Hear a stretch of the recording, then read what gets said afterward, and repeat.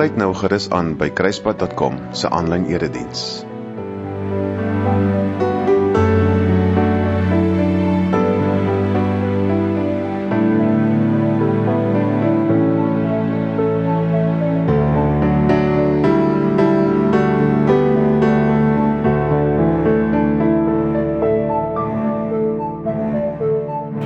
Goeiedag en baie welkom by Kruispad 24/7 se aanlyn erediens. Jesus het opgestaan. Jesus het waarlik opgestaan.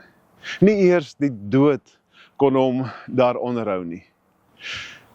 Dit is my gebed dat die opgestane Jesus meer en meer in werklikheid in jou lewe word, sodat ander hom deur jou lewe hier op aarde kan raak sien, kan leer ken en sal leer ken. God, Jesus se Vader, kom groet jou nou en sê, hier is vir jou oor genoeg vrede en liefde en genade.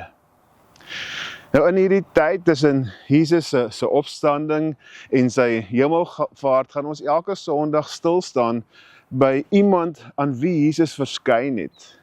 Ons reeks se naam is Wanneer Jesus opdag, dan gebeur daar iets. Renata het verlede keer vir ons die reeks afgeskop en gewys dat die opstanding van Jesus nie net 'n gebeurtenis is nie, maar dis so 'n verkeerpunt waar hoop weer begin. Die vroue het na 'n dooie Jesus gegaan, maar God het die onmoontlike reg gekry en lewe gebring waar alles verlore gelyk het. Sy het gewys vir ons dat Jesus se genade verander nie net ons verlede nie, maar ook ons identiteit. Hy noem ons nie wat ons gedoen het nie, maar wie ons nou in hom is. Daarom vra die opstanding 'n reaksie. Kom kyk, glo, ontmoet hom persoonlik en dan gaan vertel die goeie nuus. Wanneer Jesus opdaag, kan jy nie stil bly nie. Vandag staan ons stil by nog 'n verskyning van Jesus, en dit is die twee manne wat op pad was en teruggaan huis toe, na die dorp Emmaus.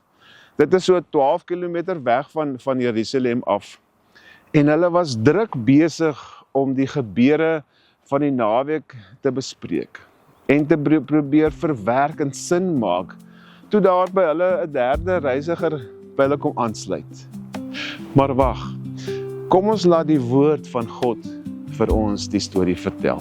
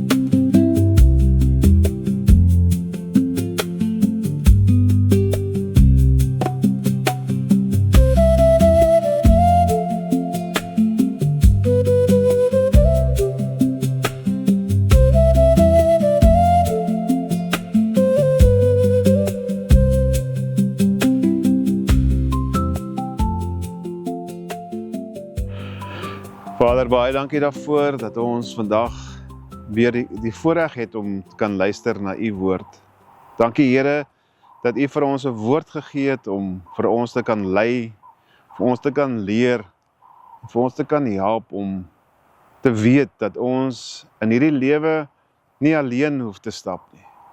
Dankie Vader dat u die skille van ons oë kom afhaal deur u woord, en dat ons kan wysheid en insig en krag kry om te kan weet dat Jesus deur sy gees die heeltyd saam met ons stap.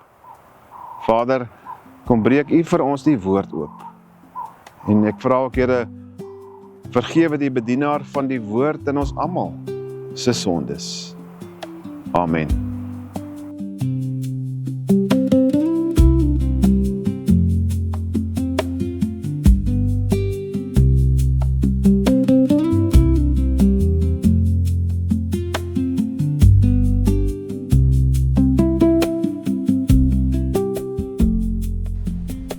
Lukas 24. 2 van Jesus se volgelinge het op daardie Sondag besluit om terug te gaan na die dorp waar hulle gebly het. Hulle dorp se naam was Emmaus, so 12 kilometer buite Jerusalem. Hulle twee was ernstig aan die gesels oor die gebeure van die afgelope naweek.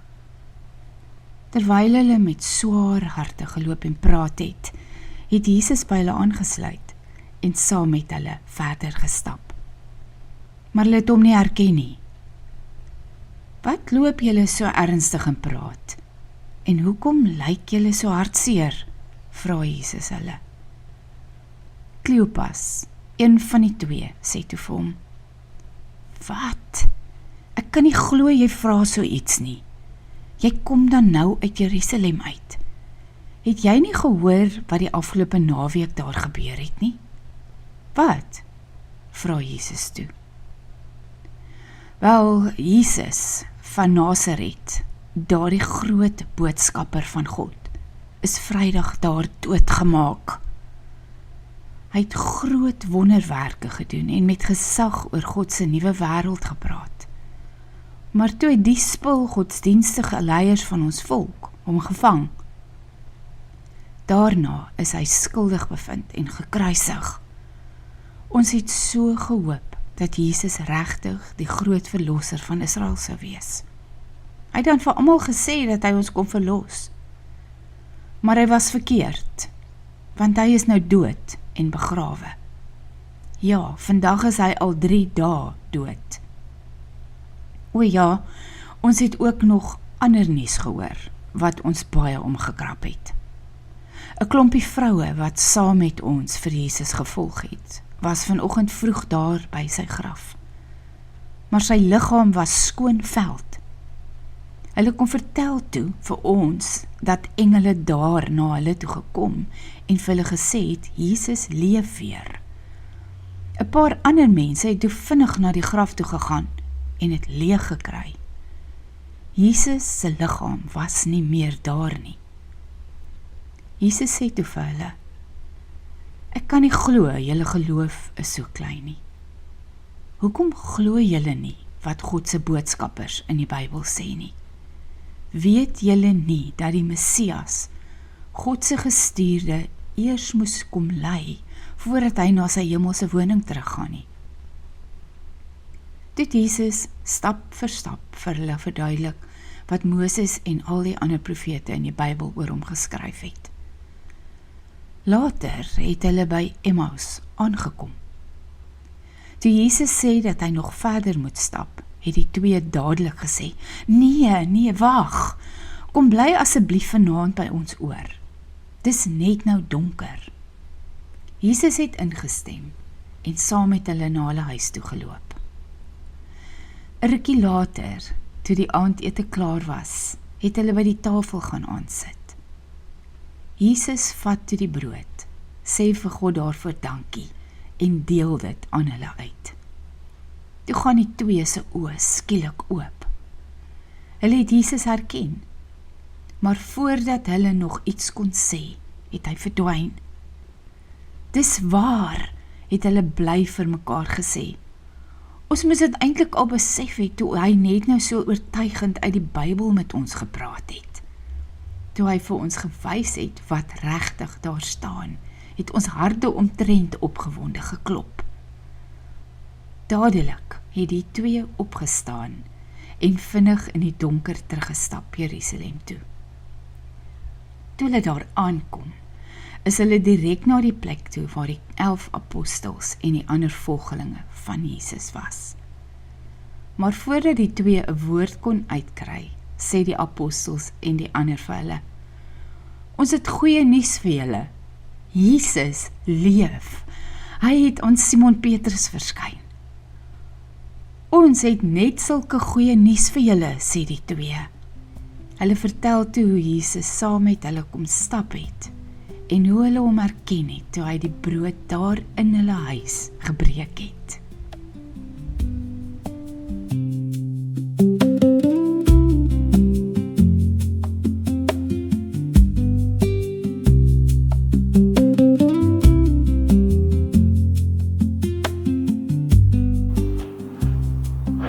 Kom ons probeer onsself in hierdie disippels se skoene kry. Onthou, volgens hulle is Jesus dood en hulle het hom begrawe. Hulle drome, dit waaraan hulle geglo het, hulle toekoms om in die voetspore van hulle leermeester te stap en heel waarskynlik as predikante of pastore sy woord verder te gaan uitdra, is in stukkies geskied. Ek wonder, hoe sou ek gevoel het as my drome, my toekomsplanne, my werk net so onder my voete uitgedruk word. Dit was nie 'n happy chappy chat nie. Dit was heel waarskynlik neerslagtig, met baie vrae. Hoekom kon dit dan nie anders gebeur het nie? Ons was bo op die brander met al die goeie nuus, en nou is ons hier onder in die dal van doodse skaduwee.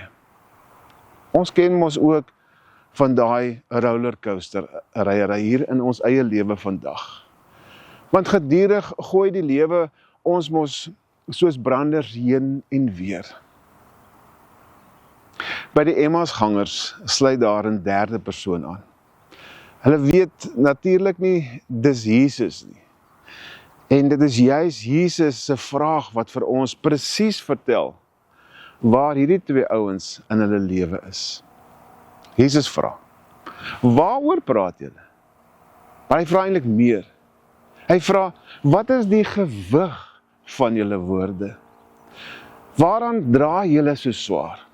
Op 'n manier is die twee disippels besig om die afgelope naweek se stap saam met Jesus so te dissekteer, uit mekaar uit te haal en stukkie vir stukkie te probeer verstaan, om dit te ondersoek, want die omstandighede waarin hulle nou is, laat hulle emosioneel. Daar is donker wolke oor hulle emosies, en daarom dat Jesus vir hulle verder vra, hoekom is julle so hartseer? Wel eintlik letterlik, as ons in die oorspronklike teks gaan kyk, vra Jesus vir hulle, hoekom is julle gesigte so donker? Hoekom is julle so swaarmoedig? Hoekom sleep julle gemoed op die grond?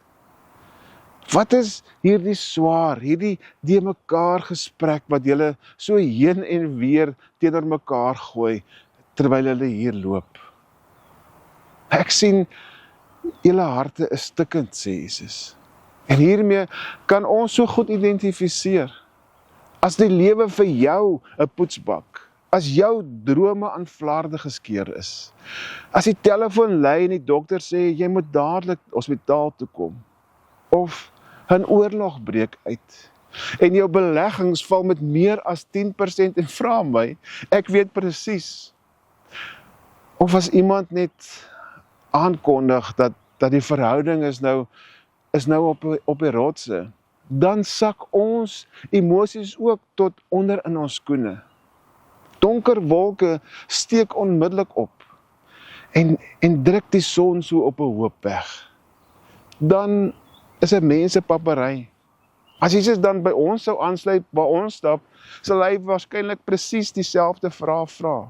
Hoekom is ons gemoed so swaar? Hoekom is ons gesigte so donker? Nou hierdie twee ouens wat hier stap van op pad na Emmaus toe, is nie verbaas oor die vreemdeling wat hier by hulle aanstap nie. Ek bedoel, die nuus wat nou hier gebeur het die naweek is vir hulle, wat hier in die koerante is en op hulle sosiale netwerk dalk nie agter glas nie, maar hierdie nuus is so oral geskryf. En hier kom hierdie vreemdeling en hy vra vir hulle, maar wat gaan aan? Maar hoe ironies is dit nie? Omdat hulle nie kan sien dat dit Jesus is nie, vertel hulle sy storie vir homself. En is dit nie wat blindheid doen nie? Mense kyk so vas in hulle eie probleme, in die donker wolke, dat hulle nie die ware prentjie, die ware persoon kan raak sien nie. Hulle het nie al die feite nie, en hulle vertel die prentjie dan oor en oor. Hulle sit daaraan vas.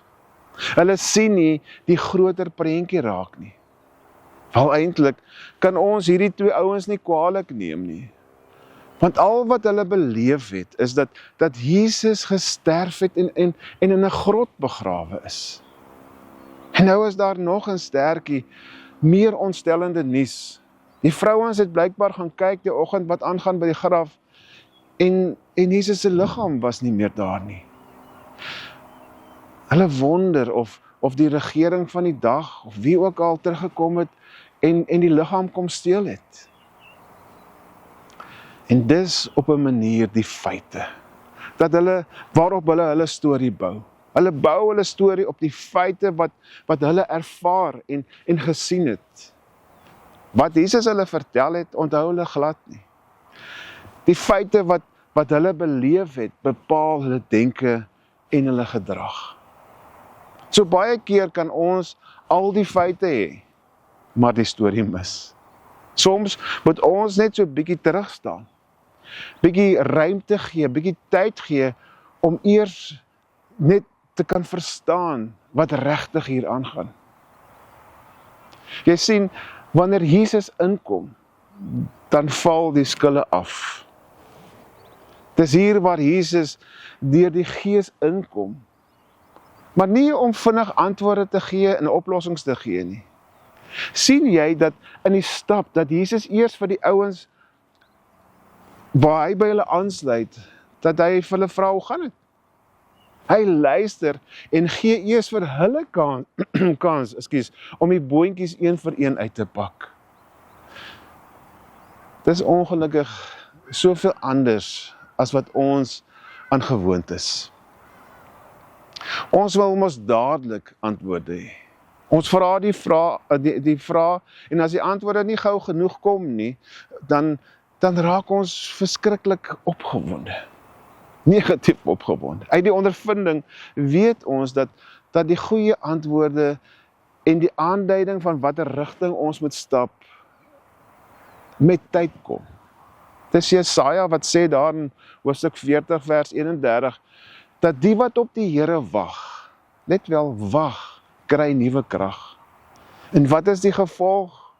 Hulle sweef met arendsvlerke, net hoër en hoër. Hulle hardloop en word nie moeg nie. Hulle loop en word nie afgemaak nie. Die wat wag. Jesus vra vir die twee disippels, na watter dinge verwys hulle? En in een sin sê hy hulle eintlik so baie. Ons het regtig gehoop, dis die een waarvan Jesaja en al die ander ouens in die Ou Testament gesê het, die verlosser wat gaan kom, die een wat ons gaan red. Sien jy die verlede tyd in die stelling? Ons het gehoop, die verlosser sou kom. Maar nou het die hoop in die waarheid, nie in die waarheid uitgeloop nie. Die drome lê aan stukkies.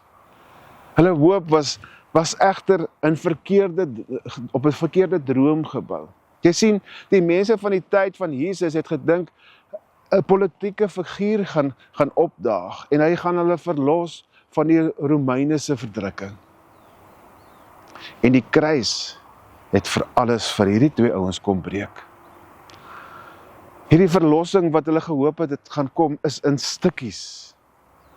Hierdie laaste hoofstuk van Jesus se lewe was soveel anders as wat hulle gehoop en gedink en geglo het. In hulle oë het Jesus nie gewen nie. En daarmee saam het hulle hoop ook aan die kruis gesterf. Hulle kyk na die gebeure hierom en hulle maak 'n gevolgtrekking sonder om te besef dat God juis besig is om die groter prentjie te laat waar word. Hulle het Jesus se reddingswerke beperk tot 'n redder wat net vir hulle in daardie plek en daardie tyd gaan kom, maar God se plan was eintlik vir die hele wêreld vir ewig. Kan ek dit weer sê? Hulle het Jesus se reddingswerke beperk tot 'n redder net vir hulle tyd, maar God se droom was vir die hele wêreld vir altyd. Maar soos 'n goeie good feel movie, kom die draaipunt van die storie, in plaas van dat die storie eindig soos baie movies mos eindig wat ons kyk, en as die einde nou verby is, dan sê ons, ai, nou het ons my tyd gemors, want dit het niks goed in hierdie ding gebeur nie. Maar Jesus kom, en hy bring, in hierdie beswaardheid, bring hy vir hulle hoop, en hy draai die storie in 'n nuwe rigting in. Jesus sê vir die ouens dat hulle daarom lekker geestelik blind is. Ja, hulle het baie inligting en feite gehad, en alles was die waarheid, maar hulle ontbreek insig. Al weet hulle alles, al het Jesus vir hulle voorberei en vertel wat gaan gebeur, dat hy die tempel gaan afbreek en in 3 dae gaan opbou, mis hulle heeltemal die punt. En eintlik sê Jesus vir hulle, dat hulle nie verstaan nie, want hulle harte is te stadig om alles te glo wat reeds gebeur het. Die kruis was nie 'n ongeluk nie. God se plan het nie gemisluk nie. God se plan het nog altyd deur die kruis geloop. Toe die disippels by die dorp kom, het dit gelyk of hierdie derde persoon, hierdie vreemdeling, wou aanstap, maar hulle keer hom en nooi hom na hulle toe, want hier het iets gebeur. Later het hulle vertel dat hulle harte het warm geraak. Iets hier binne in hulle het verander. Hulle het gevoel dat hierdie iets anders wat aan die gebeur is, dat hulle dit nie kan verklaar nie. En hierdie vreemdeling wat langs hulle gestap het iets hier in hulle binneste laat gebeur. Hy het geluister, hy het begin 'n sin maak in hulle pyn. Al was alles nog nie vir hulle duidelik nie, het hulle so 'n stukkie verstaan en sekerheid gekry. Maar hulle moes eers hierdie pakkie seer wat hulle gehad het, in Jesus gaan sit en hom uitnooi. Dit is vreeslik moeilik vir ons vandag om dinge te doen as ons nie al die feite op die tafel het nie. Dit is nie maklik om Jesus in te nooi as ons nog nie die volle prentjie het nie. Daar's baie keer net te veel vrae. Daar's net te veel seer. En te midde daarvan verstaan ons nie. En is juist dan wat ons moet plek maak vir Jesus. En ons moet vir hom innooi. Hy sal homself nie op ons afdruk nie. Dit moet van ons kant af kom.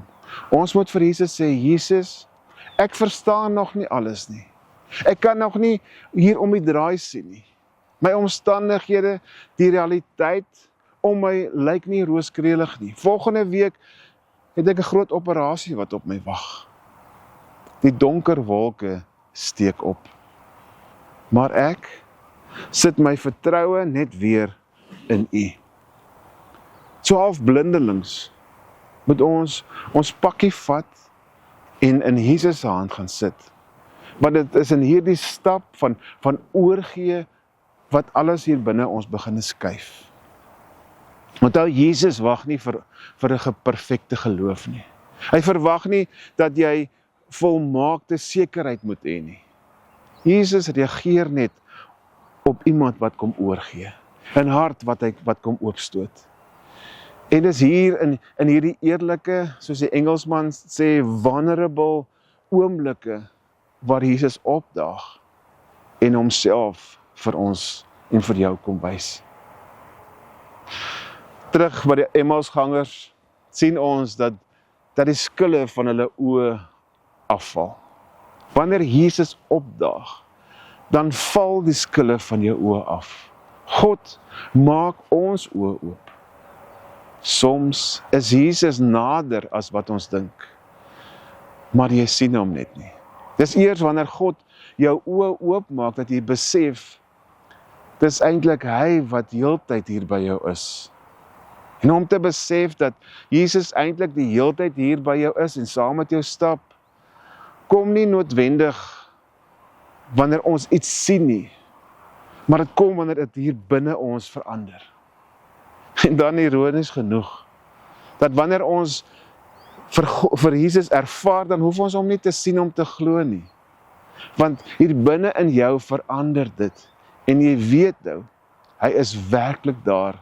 En hy is die een wat jou help en by jou staan om in die lig, om die lig te wees in jou duistere wêreld. Dis wanneer geloof oorgaan na twyfel, wanneer geloof oorgaan van twyfel na geloof, na verstaan, waar daar sekerheid kom. Vriende, seer en swaar en donker wolke is deel van ons lewe. Omdat ons kind van God is, beteken dit nie dat ons 'n binnebaan het nie. Inteendeel. Soms gaan dit deur swaar, wanneer dit swaar gaan, wanneer ons eers ervaar dat Jesus by ons is. Selfs Jesus se disippels moes in baie erge opdraande pad stap en worstel voordat hulle eers ontdek, maar Jesus stap saam met hulle. Soms werk die somme van die lewe nie, en soms gebruik ons die antwoorde van haar somme, en eintlik kom ons by verkeerde antwoord uit. Ons moet besef dat ons nie altyd die hele storie het nie. Soos ek altyd sê, ons kan nie om die draai sien nie. Daarom is dit belangrik om eers tyd te gaan stil sit. Wag op die Here, sodat hy op sy tyd, op sy regte tyd vir ons alles kom wys. Moenie te vinnige gevolgtrekkings maak nie. God is nog besig. Ek weet, ons is nie heeltemal so gerad nie, en dit kom nie van self nie. Maar om te wag, daar kry ons insig en kry ons krag. Wat vir my so mooi is dat Jesus nie eers met die sak patat kom en dit voor hulle kom neerlê nie. Nee, hy stap eers saam met hulle. En wil eers hoor wat is op hulle harte. En dis Jesus se styl. En baie belangrik, hy wag eers vir hulle om op te daag, om vir hom in te nooi en te sê, Jesus, kom tog oor na ons kant. Kom woon hier by ons. Want hier in ons eerlike rou is waar Jesus opdaag en homself vir ons wys. Soms is Jesus nader as wat ons dink. Jy sien hom dalk nie raak nie, want daar is skille op jou oë, wat die wêreld of jouself op jou geplak het. Maar onthou, jy het net 'n oop hart nodig. Jy het net nodig om hom in te nooi. Al verstaan jy nie alles nie. Dis hier waar jy jou geloof in Jesus sit en die pakkie voor hom sit en sê, Vader, Jesus, kom help my. Onthou, jou storie is nog nie klaar geskryf nie. God is nog besig met jou. Ons het geloof met drome in ons hande, geglo die wêreld gaan nou anders lyk. Maar toe breek alles onder ons voete en hoop voel soos iets van lang terug. Ons was boe op die brander van wonder, toe val ons skielik in die dal, en al wat oorbly is vrae sonder antwoorde en 'n stilte wat net harder skree. Hoe kon dit so skeef geloop het? Was dit alles dan verniet? Maar hy stap saam, al sien ons hom nie. Hy hoor elke swaar woord wat ons sê. Hy is nader as wat ons ooit kan glo, selfs wanneer alles breek. En al voel dit of hoop verdwyn het en die lig net weggeraak het in die nag, hy stap nog steeds langs jou pad nader, selfs nou nog nader. Ons praat oor hom, maar sien hom nie raak nie. Vertel sy storie sonder om te weet. Blind vir die groter prentjie, vasgevang in wat ons verloor het. Ons bou ons waarheid op gebreekte feite en maak gevolg trekkings te gou. Maar God is besig agter die skerms met iets wat ons nog nie kan sien nie. Miskien moet ons net stadig geloop nou en wag vir wat nog kom, want hy stap saam, al sien ons hom nie. Hy hoor elke swaar woord wat ons sê. Hy is nader as wat ons ooit kan glo, selfs wanneer alles breek. En al voel dit of hoop verdwyn het en die lig net weggeraak het in die nag, hy stap nog steeds langs jou pad nader, selfs nou nog nader. Nooi hom in, al verstaan jy nie alles, gee hom jou stikkende hart. Hy wag nie vir perfekte geloof nie, net vir 'n oop begin. En stadig begin iets skuif binne, warmte waar koue was, tot jou oë oop gaan en jy besef, hy was die heeltyd daar. So moenie ophou loop nie, moenie nou moed opgee nie. Hy stap langs jou nader, selfs nou nog nader.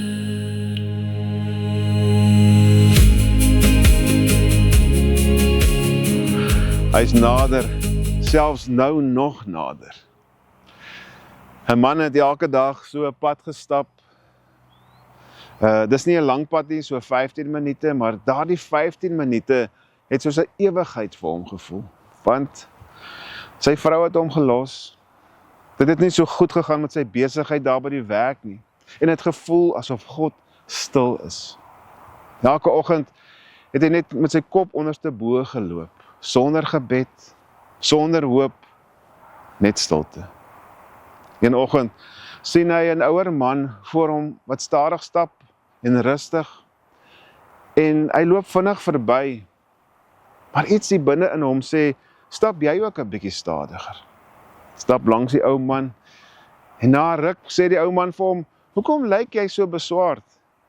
En toe begin hy alles uitpak, die pyn, die teleurstelling, die vrae, terwyl die ou man luister, sonder om enigiets te sê.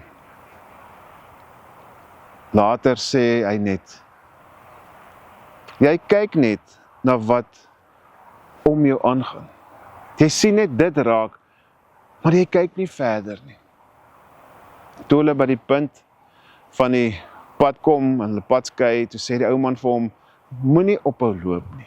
Jy is nader as wat jy dink, en hy verdwyn.